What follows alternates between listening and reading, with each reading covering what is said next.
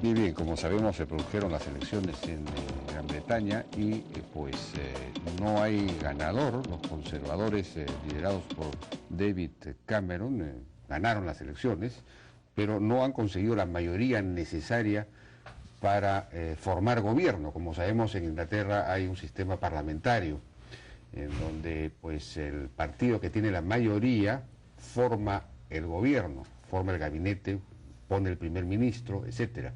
Ahí no hay una división de poderes, digamos, en el sentido que conocemos nosotros, entre Ejecutivo y Parlamento. El Ejecutivo nace del Parlamento, ¿no es cierto? Y si no tiene la mayoría, o tiene que buscar una alianza, o, en fin, hay una situación de impasse que tiene que resolverse de alguna manera.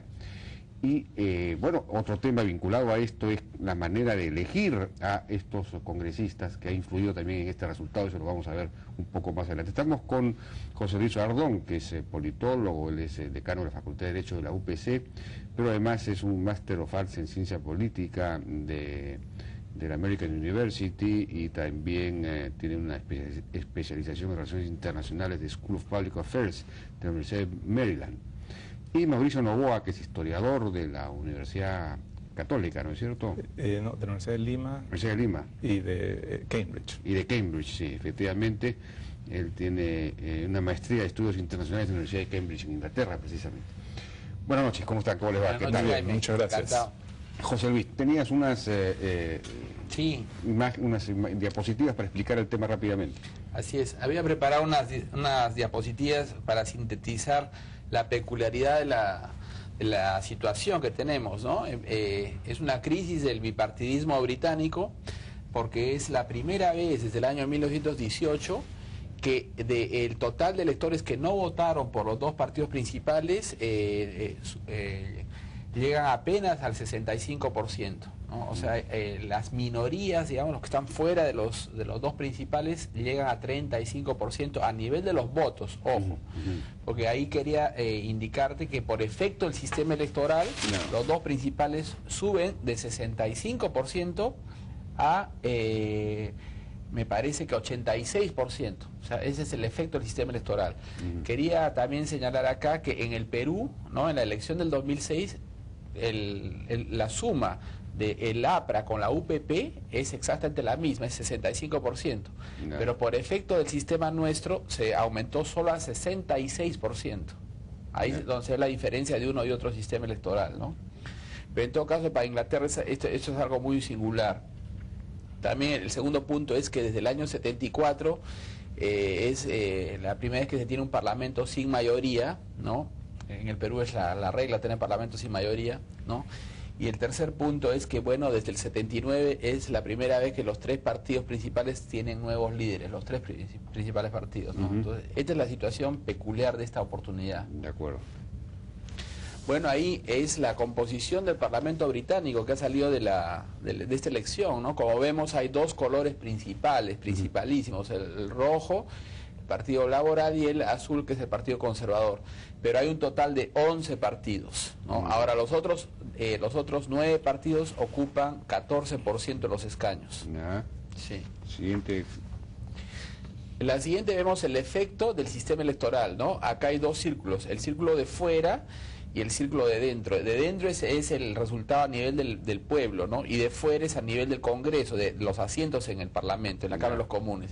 Entonces vemos cómo crecen el azul y el rojo, ¿no? El rojo los laboristas y el azul los conservadores, cómo crecen y cómo disminuyen, ¿no?, el amarillo y el blanco. El amarillo son los liberales demócratas y el blanco son los demás, ¿no?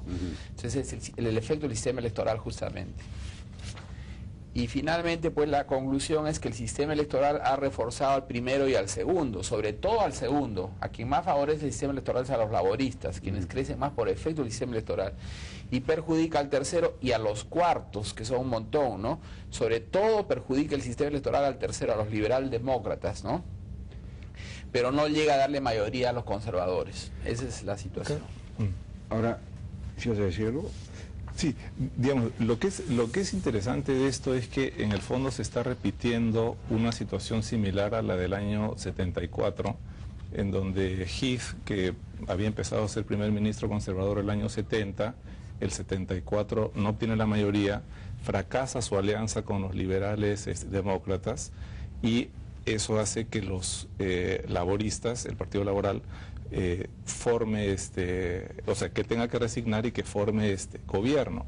Lo que es interesante es que el año 74 marca también un punto de inflexión en el tipo de líderes que han tenido estos partidos, que en el caso del Partido Conservador se aleja, digamos, del elemento aristocrático. El último, digamos, titulado fue Harold Macmillan, como ustedes saben, conde de Home, y pasa a este grupo de, digamos, tecnócratas educados, pero que no tenían un origen necesariamente aristocrático, que son Heath el primero y Margaret Thatcher, y todo el resto en adelante. Y en el caso del Partido Laborista eso se produce con la elección de Blair, en donde el elemento o sea, que tuvo educación universitaria en el partido reemplaza a los líderes sindicalistas que había tenido tradicionalmente. Entonces hay como un arco de tiempo desde el 74 a la fecha, en donde las tendencias en estos partidos como que se han mantenido, y nuevamente en el 2010 está produciéndose esta crisis que estaba... Pero hay una tendencia a la convergencia social, digamos, el origen social, ya no son nobles de un lado ni sindicalistas del otro, sino de acuerdo.